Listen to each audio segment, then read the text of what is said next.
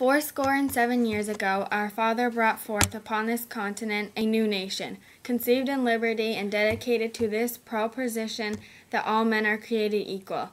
Now we are engaged in a civil war, testing whether that nation or any nation so conceived and so dedicated can long endure. We are met here on a great battlefield of that war. We have come to dedicate a portion of it as a final resting place for those who here gave their lives that that nation might live. It is altogether fitting and proper that we should do this. But in a larger sense, we cannot dedicate, we cannot consecrate, we cannot hallow this ground.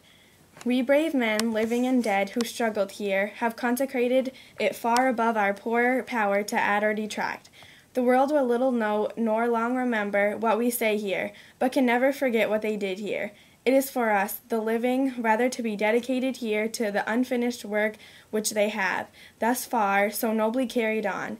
It is rather for us to be here dedicated to the great task remaining before us, that from these honored dead we take increased devotion to that cause for which they here gave the last full measure of devotion, that we here highly resolve that these dead shall not have died in vain, that this nation shall have a new birth of freedom, and that this government of the people, by the people, for the people, shall not perish from the earth.